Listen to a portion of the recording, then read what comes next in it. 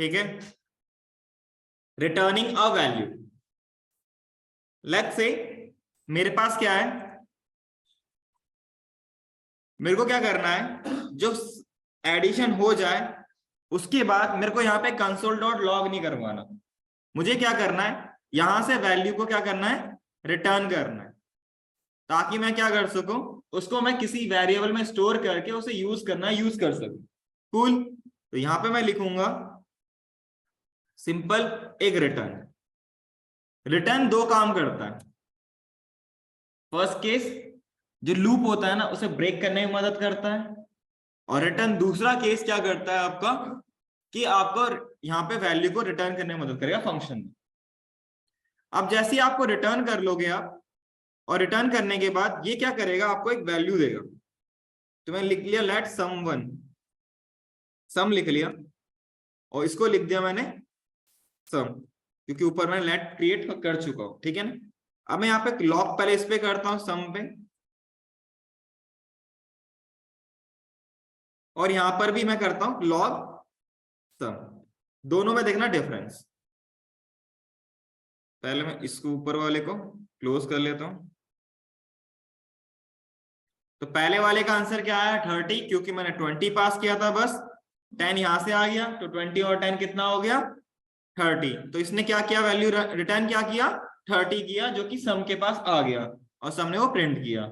Same case आपका 40 के लिए भी था, क्योंकि मैंने यहाँ पे दोनों वैल्यू दी थी, उसने दोनों वैल्यू यहाँ पे सम करके आपको रिटर्न करके वैल्यू दे दी। कूल।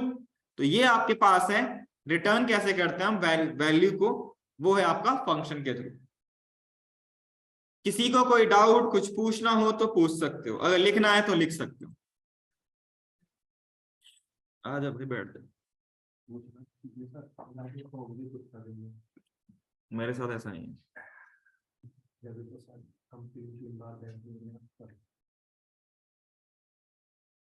ठीक है, तो ये आपके पास था रिटर्निंग अ वैल्यू। अगर आपको कोई फंक्शन है और आपको रिटर्न करना है वैल्यू, तो आप ऐसे रिटर्न करो। जहां पर भी आपने रिटर्न स्टेटमेंट लगा दिया, लेट्स से आप एक फंक्शन के अंदर अगर 4 बार फंक्शन रिटर्न लगा रहे हो, ठीक है, तो हमेशा पहले वाला ही कॉल होगा, ना कि लास्ट वाले दो, हमेशा। एक चीज याद रखना। ठीक है, किसी को कोई डाउट? हाँ भाई, बता रहा हूँ, बताना पड़ता भाई। लिखना है तो फटाफट से लिख लो, फिर आगे स्टार्ट करेंगे। नहीं भाई, कुछ भी हो, कुछ भी। तुम भाई इसमें मल्टीपल चीजें कर रहे हो, इफ एल्स लगा दो और 10 रिटर्न लगा दो, कोई दिक्कत नहीं, कर जाएगा। जो ब्लॉक चलेगा आपका, इफ ब्लॉक चल गया तो इफ वैल्यू रिटर्न हो जाएगी, एल्स वाली करोगे तो एल्स रिटर्न हो जाएगा, नॉर्मल करना नॉर्मल हो जाएगा। बट रिटर्न जहां हुआ, ये पूरे फंक्शन को बंद कर देगा, एग्जीक्यूट करना खत्म कर देगा, फिर वो डायरेक्ट जहां पे रिटर्न वैल्यू जो जा रही है वहां पे वो सेव हो जाएगा। अगर आपने रिटर्न किया होगा तो कुछ भी ट्रू फॉल्स कर रहे हो वो भी हो जाएगा, आपने वैल्यू रिटर्न करी है, कहीं डेटाबेस से डेटा गेट करके डाली है, वो भी हो जाएगा, सारी चीजें। पर मैं इसका कोड पता रैपलिट नाम की साइट पर लिख रहा हूँ, तो वो ठीक है। भाई ट्राई और कैच के लिए यूज होता है, वो मैं बाद में बताऊंगा। हाँ, रैपलिट नाम की साइट पर लिख रहा हूँ, उसका मैं जावास्क्रिप्ट का प्रोग्रामिंग कर रहा हूँ, तो ठीक है लिख ले भाई। अब ये और टेस्ट करने के लिए ना, रैपलिट करना क्या, कोड सैंडबॉक्स यूज कर सबसे बेस्ट। मैं बीएस कोड से इसलिए नहीं कर रहा, मैं बैक एंड का भी तरह काम है, फ्रंट एंड का थोड़ा पागल हो जाऊंगा। दो अलग अलग वीएस कोड बोल। एक अलग ही प्लेटफॉर्म पर बदल दे, तो मैं सिंपल करने के लिए इसको डायरेक्ट पता नहीं कहीं वीएस कोड के लिए तू एक्लिप्स यूज कर ना, उस वाली जावा के लिए। हाँ, बहुत यूज तो करता हूं मैं नोटपैड यूज कर रहा हूं, कुछ भी कर रहा हूं, बीएस में जिससे जो होता है, जिसका प्रोग्राम लिखने में सहूलियत मिल जाती है उसको। वीएस वैसे एक्लिप्स हो गया, और एक और होता है जावा के लिए। सर बहुत सारी होती है हमारे पास तो जावा के लिए। जावा के लिए तो एक्लिप्स होती है, वीएस हो गया, सबलाइन हो गया, सबसे बेकार है नोटपैड पे लिखा हुआ। भाई सुनो, जब आएगा टॉपिक मैं बढ़ा दूंगा, ठीक है। अभी वो टॉपिक नहीं आया तो बीच में मत पूछो वो चीज, मुझे पता है तुम्हें क्या क्या चीजें पढ़ानी है। ट्रायल टेस्ट पर एक्सेप्शन हैंडलिंग का टॉपिक है सर। जावा में तो हम मेथड बोलते हैं फंक्शन को, क्योंकि वो क्लास के अंदर होता है। तो इसमें फंक्शन भी बोलते हैं, किस पे करते हैं वो भी तो बताओ। इसके इसके अंदर अगर जब आप क्लास यूज करोगे ना, तब मैं उसे वही बोलूंगा मेथड। फंक्शन तो हम सी लैंग्वेज में बोलते हैं किसी चीज को। अगर आप नॉर्मल फंक्शन यूज करें तो उसे फंक्शन बोलते हैं, लेकिन जब क्लास के अंदर यूज करेंगे उसे मेथड बोलते हैं। हम ऑब्जेक्ट के अंदर यूज करते हैं तो उसे मेथड बोलते हैं। बताया था ना वहां पे डिस्क्रिप्शन में, कुछ बता ऑब्जेक्ट बता रहा था तुम्हें कोई चीज। लिख लिया? किसी को कोई डाउट? उसके बाद आपका फंक्शन एक्सप्रेशन, जो कि ये था आपके पास। Cool. Call back function copy कर, मतलब टॉपिक डालो कॉल बैक फंक्शन, ये बहुत इंपॉर्टेंट फंक्शन है।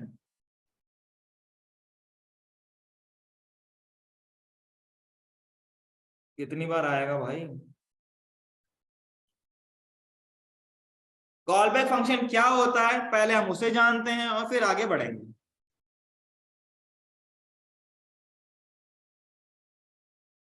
लेट्स से मेरे पास एक फंक्शन है, मैंने क्या किया, मेरे को मैंने एक फंक्शन निकाला, कैलकुलेट नाम से बना लिया, कुछ ही बना लो आपकी इच्छा है। इसे मैंने लिया रेडियस, ठीक है। और यहां पे मैंने कहा एक फ्लैग भी दिया। फ्लैग इसलिए दिया ताकि मैं पता कर सकूं। हेलो, यस,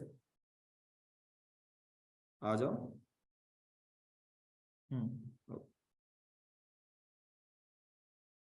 तो यहाँ पे आपका फ्लैग और रेडियस है, फाइन। फ्लैग का यूज मैं क्यों करूंगा, मैं चेक करूंगा कि आप वहां पे सर्कमफ्रेंस निकलवा रहे हो या आप रेडियस, वो सॉरी एरिया निकलवा रहे हो सर्कल का। अभी मैं सर्कल की बात कर रहा हूँ, वेरिएबल नहीं, एक ही है, इसे फ्लैग का यूज करते हैं। मैंने क्या किया, मैंने यहाँ पे, मैं जब इसे फंक्शन कॉल करूंगा, कैलकुलेट लिखूंगा, तो पहला केस लिखूंगा यहाँ पे, मैं लिखूंगा circumference, circumference of circle. Circumference of circle क्या होता है?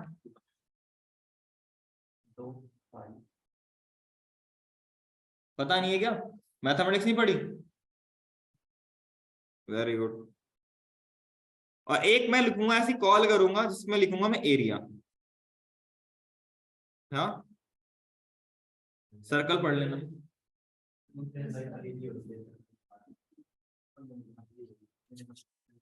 मैं मैथ्स क्लास नहीं पढ़ा रहा, ठीक है। फ्लैग क्या करेगा, यहां जो पास करोगे उसके हिसाब से आपको वैल्यू कैलकुलेट करके देगा। लेट्स से इफ, अगर आपके पास फ्लैग इक्वल टू आपने यहां पे लिखा सर्कमफ्रेंस, कॉपी कर लेता हूं मैं, वैसे पेस्ट। अगर ये है तो रिटर्न कर देगा, क्या था, 2 multiply by math dot pi multiply radius. Math एक आपका ग्लोबल मेथड है, सॉरी क्लास है, ठीक है। और उसके अंदर पाई एक क्या है, मेथड है, ठीक है। और आपका रेडियस ये क्या करेगा, आपको एक सर्कमफ्रेंस निकाल के देगा। इफ फ्लैग जो है वो एरिया हो जाए तो उस केस में आपको रिटर्न क्या मिलेगा, क्या होता है भाई, पाई आर स्क्वायर होता है।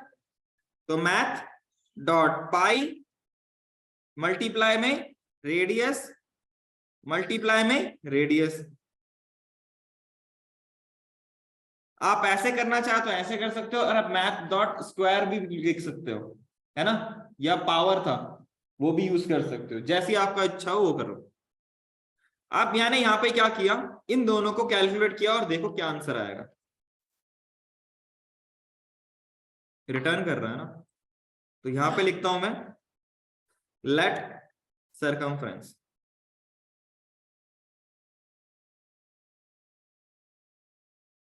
यहां पे करते हैं लॉग और सर्कमफ्रेंस, और इसको लिखेंगे एरिया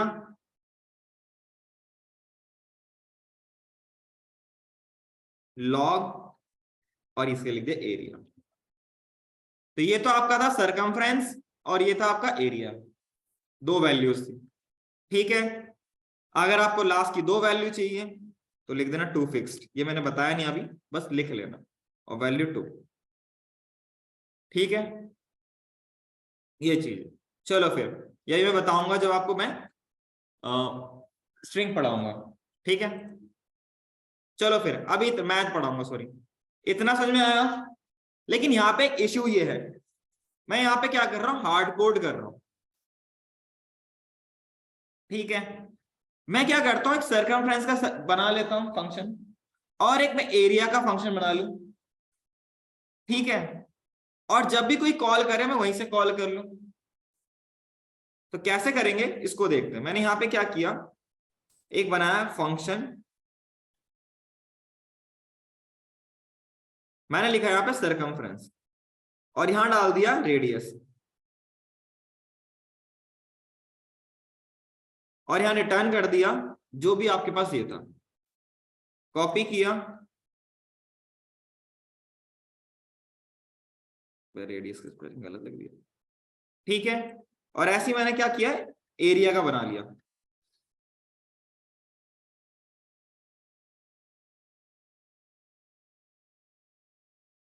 और यहां पे लिख दिया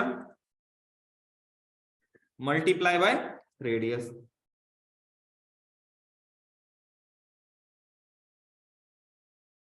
ठीक है, अब क्या है, आप या तो डायरेक्टली इसको कॉल कर लो, आपको मिल जाएगा आंसर। मेरे को लेकिन इसी से करना था। सर फ्लैग एरिया में वो रिटर्न में तो नहीं,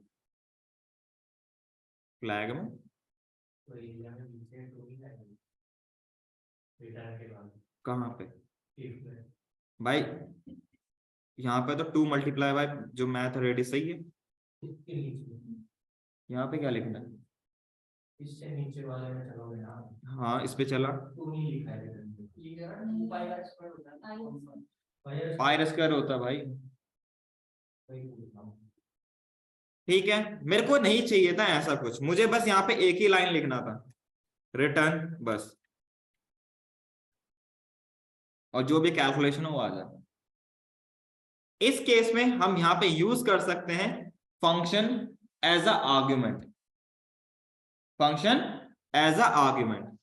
मैं यहाँ पे क्या करूंगा, इसको कॉपी किया और मैं इसको पेस्ट करूंगा, इसमें लिखूंगा बस इतना लिख दिया, और यहां पे मैं क्या करूंगा, जो सरकमफ्रेंस फंक्शन था ना, मैं उसी को पास कर दूंगा। ठीक है, और इस केस में यहाँ पे जो फ्लैग आएगा, इसे मैं यहाँ पे फ्लैग की जगह लिखूंगा कॉल बैक। यहाँ पे कुछ भी लिख सकते हो तुम, और इस कॉल बैक को मैं कॉल बैक को कॉल करूंगा और रेडियस,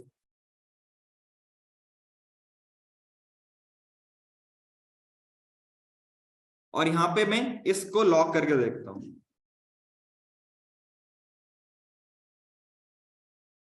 सेम आउटपुट था पहले जैसा। तो हुआ क्या यहाँ पे आपने क्या किया, जो भी आपके पास एक फंक्शन था उसको एज अ आर्ग्यूमेंट भेजा, फंक्शन को as a argument, sorry argument भेजा, और इस आर्ग्यूमेंट के थ्रू इसने क्या किया, एज अ उसे पैरामीटर के तौर पे गेट किया और इसी को कॉल कर दिया। तो इसी को हम कहते हैं कॉल बैक फंक्शन। जब कभी भी आप किसी फंक्शन के अंदर पैरामीटर के तौर पे एज अ फंक्शन लेते हो तो इसे कहते हैं हायर ऑर्डर फंक्शन। ठीक है, तो इसकी जगह पे अब भाई आप यहाँ पे, क्योंकि यहाँ पे क्या था, आप हार्ड कोड कर रहे थे, कल को मुझे यहाँ पे कुछ और भी निकालना होता तो मुझे यहाँ पे इफ लगाना पड़ता। अब मुझे इस फंक्शन में इसकी जरूरत नहीं है। अब यहाँ पे कुछ भी पास करो, आपने एक और फंक्शन बनाया उसको इसमें पास कर दो, वो उस हिसाब से कैलकुलेट करके आपको वैल्यू दे देगा। तो ये बेसिकली कहलाता है आपका कॉल बैक फंक्शन। ठीक है, किसी को कोई डाउट, कुछ पूछना हो तो पूछ सकते हो। पहले मैंने नॉर्मल फंक्शन बना के दिखाया, फिर दोनों को बताया कि क्या लिख सकते हैं। मैं हार्ड कोड नहीं करना चाहता, क्योंकि फ्यूचर में आप जितने भी कोड को आप डायनेमिक रखोगे उतना ही तुम्हारे पास फायदा है, ठीक है ना। मैं ज्यादा तुम्हें जब हायर ऑर्डर फंक्शन पढ़ाऊंगा स्ट्रिंग और मेथड में, तो इनडायरेक्टली यही काम कर रहे होते हैं। कॉल बैक फंक्शन हमेशा एंड में एग्जीक्यूट होता है। कब होता है? एंड में एग्जीक्यूट होगा। हो सकता है कैलकुलेट फंक्शन के अंदर भी बहुत सारे टास्क परफॉर्म हो रहे हो, है ना। ये पूरे टास्क परफॉर्म होने के बाद ही आपका कॉल बैक फंक्शन एग्जीक्यूट होगा।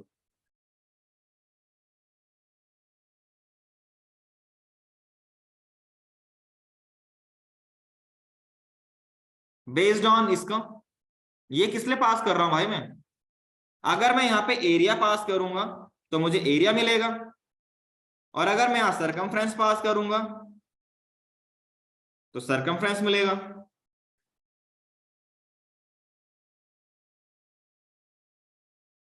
कोई और डाउट?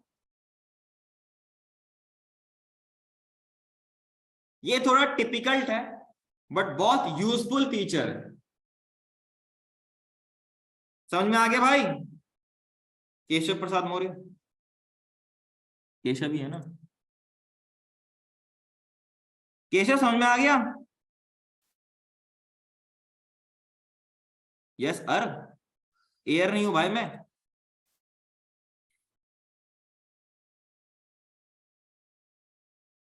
ठीक है, तो कॉल बैक फंक्शन से रिलेटेड अगर कोई डाउट है, कुछ पूछना हो तो पूछ सकते हो। किसी को है? नोट करना तो नोट कर सकते हो। सर इसमें मैक्स डॉट पी आई की जगह डायरेक्ट वैल्यू डालते पाई की 3.14 लिख दो, चलेगा ना? बिल्कुल चलेगा। लेकिन 3.14 थोड़ा होती है वैल्यू, और भी होती है। 22/7 डाल दी। एक होता है रेशनल नंबर, होता है एक इर्रेशनल नंबर। जो पाई हो इर्रेशनल नंबर है। जितना ज्यादा कैलकुलेट करोगे उतनी ज्यादा वैल्यू बढ़ती जाएगी डेसिमल के बाद उसकी। ऊपर तो सारी पूरा चैप्टर है। पता है मुझे भाई, रेशनल इर्रेशनल के ऊपर बहुत किया भाई, ट्रिग्नोमेट्री में भी कुछ लिखना है लिख लो। और जितने भी तुमने मैंने फंक्शन करे होंगे ना तुमने, पैरेलग्राम हो गया, आर्मस्ट्रांग नंबर हो गए, इन सबको आप फंक्शन में बना के लेके आओ। एक अलग से फंक्शन होगा, अगर किसी को आर्मस्ट्रांग नंबर चाहिए तो फंक्शन नंबर को कॉल करेगा और उसका आर्मस्ट्रांग नंबर मिल जाएगा। ठीक है, ऐसे ही आप इन सब में फंक्शन कॉल करके लाओगे। और नेक्स्ट क्लास में हम पढ़ेंगे एक और आपका बहुत महत्वपूर्ण टॉपिक, इसका एरो फंक्शन। वही बहुत इंपॉर्टेंट पार्ट है। सबसे ज्यादा हम आज के डेट में एरो फंक्शन ही यूज करते हैं as compare to normal function. ठीक है, इसको लिख लो। फिर आज के लिए इतना ही करते हैं, बाकी प्लीज मेक श्योर करके आना। प्रैक्टिस नहीं करोगे तो मेक श्योर भूल जाओगे, और फिर मत बोलना कि मुझे समझ में नहीं आया।